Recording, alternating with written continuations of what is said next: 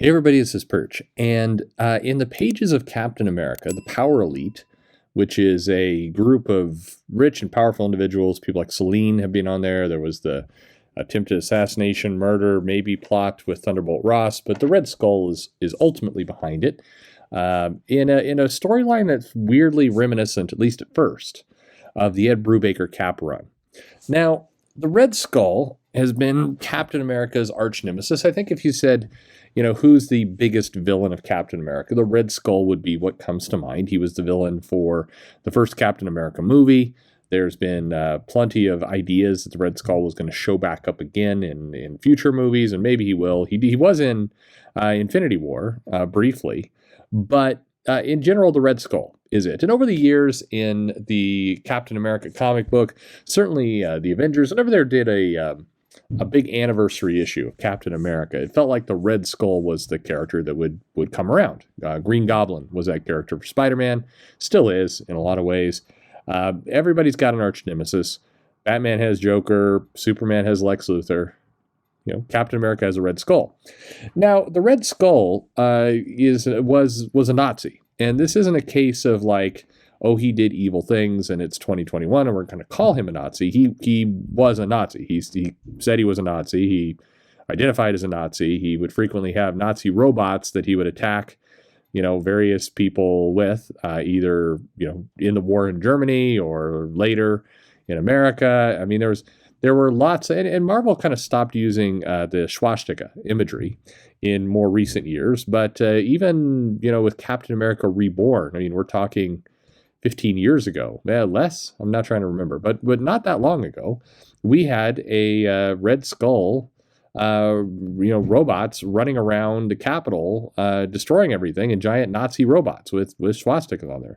The Red Skull is not like pretended to be something else. It's not like, he's, I don't know. It's not like he's Arcade and he does kind of evil things and he wants to control stuff and the heroes are like, you're a fascist. And, he's like, no, I'm just a villain. No, the Red Skull's like, yep, Nazi. He's it's very straightforward. You got to hand it to the Red Skull in that regards. He does not hide from who he is. Unless he's, hiding who he is. But he does, he always states Nazi. Now, the various plots that the Red Skull has been in over the years include things like trying to get the Cosmic Cube so he could rewrite reality and make everything a fascist, Nazi, Fourth Reich-led regime. And then he did that a couple times. Like going to getting the Cosmic Cube was kind of his go-to for a while.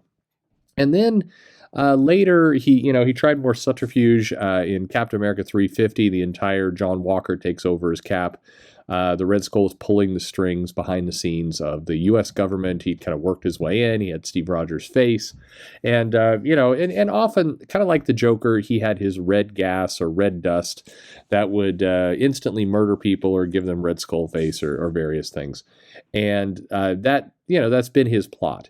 Jeff Johns wrote a plot in the Avengers where the Red Skull would basically unleash a bunch of red gas and just murder the hell out of people around Mount Rushmore, and then he was going to frame it all on Wakanda. Now that was a pretty good storyline because the Red Skull was pure evil, murdering hundreds of people, planned to murder thousands of people or hundreds of thousands of people. Definitely wanted to kind of enslave America, and his plan was to, from behind the scenes. Although he picked the name Del Rusk as a anagram for Red Skull, which is pretty damn stupid, but that's villainy for you. His plan was to basically pin all of the murders on Wakanda and basically get everybody pissed off at Africa. Why? Because he's a racist and hated black people. Now, how do we know this? Is this me exaggerating? No. In the comics, he would say, call like the Falcon a mongrel and be super racist. And all this makes sense because the Red Skull was a bad guy, right? There was the thing I did appreciate about the Red Skull as a villain was there was not really this attempt to kind of give the Red Skull a sympathetic backstory. In fact, I remember talking to some Captain America writers in the past, and in fact, there's even a Mark Grunwald interview a long time ago, of course, before he passed, where he talked about, you don't try and redeem the Red Skull. Like you don't do he had a tough childhood kind of thing. You don't do stuff like it's a Red Skull. You let him be the super terrible villain that he is, and that works. And then Captain America defeats him, and that's the cycle of life right there. Later, Rick Remender would come in, and he would basically have the Red Skull dig up Charles Xavier and extract his brain, and then put it into his own brain so he could have Charles Xavier mental powers. I'm not sure that's exactly how that works, but okay, biology is... that was the nice thing. I do appreciate this about Remender's run. Remender didn't, he just did his crazy concepts. There was not this sense of like, well, I have to explain it like the world outside your window. There's none of that crap. He was just like, you know what, Red Skull, Xavier powers. He's trying to hypnotize Captain America into believing that America had lost its way from the idealized / all white kind of community, and that Red Skull was murdering people. And then later, the Red Skull took over this plot in Genosha and merged himself and became Onslaught Red Skull. And again, his plan: Nazi robots murder everyone. In this case, Nazi Sentinels murder everyone. I think this is during Axis, and I think at that point Marvel was like, we shouldn't show the swastika on things, and so they were, he had the Red Skulls, like a Red Skull face on these Sentinels. They're going to murder people. That was the Red Skull's plan.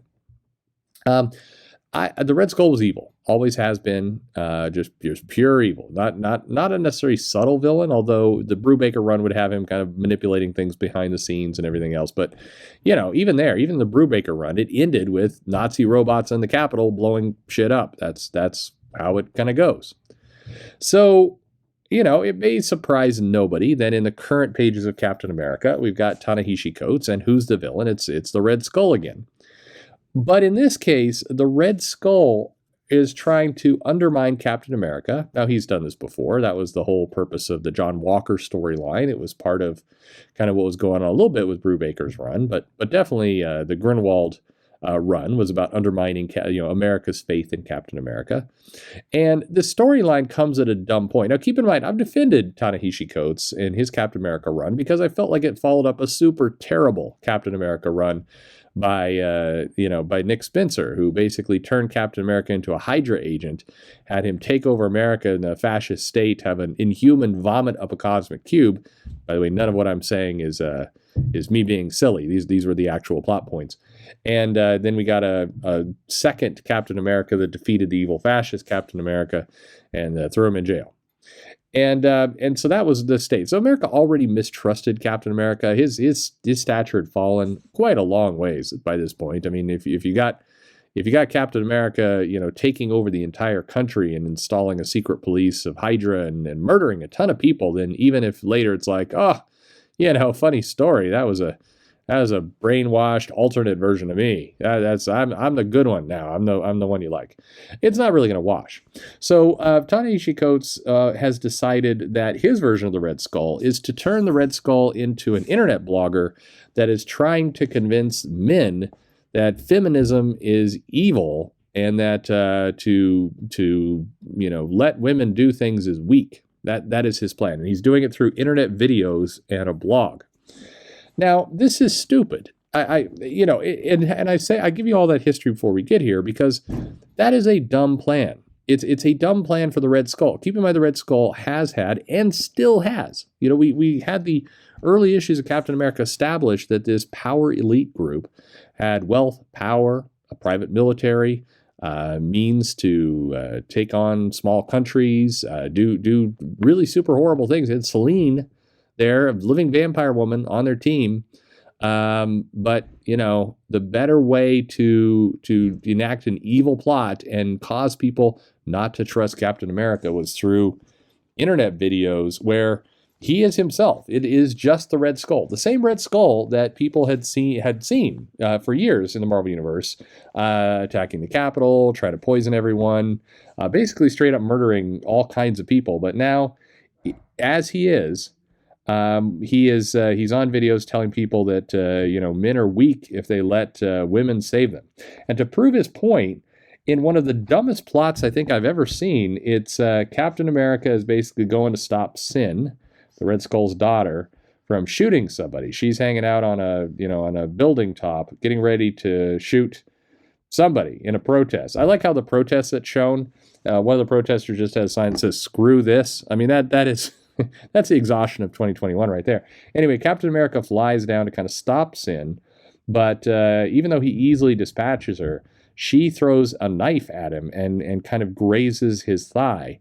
But the knife is drugged, which makes him weak and stupid. So a bunch of kind of, henchmen just show up and beat the crap out of Captain America. And Sin films this on her iPhone so she can upload it to the Red Skull's blog. Talking about he sucks. Look, these fat, pasty white dudes are just beating the crap out of Captain America. And then he has to be saved by a woman. Oh, no. Women have to be summoned to fight the battles because he's a cuck. And that's the storyline. And so the Red Skull in his blog is trying to discredit Captain America. They're trying to kill an idea, says Sharon Carter, by drugging Captain. I mean, God, great news for Captain America's villains. All you need to do is put a little bit of, some drugs on a knife and kind of, slightly cut him. And you could basically then get a bunch of schlubs to beat him up. And it's definitely definitely, if there's one thing we know about the Red Skull is that when he has Captain America on the ground, completely helpless, being able to be attacked and kicked and beaten by just schmucks, you don't go for the kill shot at that point. You film it so you can upload it to YouTube and embarrass him for being saved by a woman. Keep in mind, it's the same Captain America who has served alongside and under characters like Captain Marvel, Carol, Captain Marvel, Monica Rambeau, to whom Captain America actually nominated to lead the Avengers. And not just a woman, a black woman was his leader, and it was cool. Nobody cared. He was fine. The team was popular. Everybody saw that. Cap's taken orders from the Wasp before. He's taken orders from Scarlet Witch before. I think the Black Widow has bossed him around. I mean, there's not been anything establishing that Captain America is a problem working under a woman, or that anyone watching Captain America would have a problem with this. Keep in mind, the Marvel Universe just a couple years ago established that Carol, Captain Marvel, is the most popular character in the entire Marvel universe, in their own universe, not of course with the sales, but there's parades that are held for Carol, and so we think that internet video. So basically, they're trying to make the Red Skull into his most fiendish plan yet. He is Alex Jones. Now, keep in mind, I find Alex Jones to be an absolute douchebag. I have no love for Alex Jones. I think he's a dope. But Alex Jones is a dope. The Red Skull at various times has taken over parts of the country, murdered thousands and thousands of people. And we're saying now he's an internet blogger? That's this is very stupid. Now, people who positively have liked this idea say, well, this is very realistic because, this is how Nazis currently recruit people through internet videos. And to that, I would say, comics are not the real world.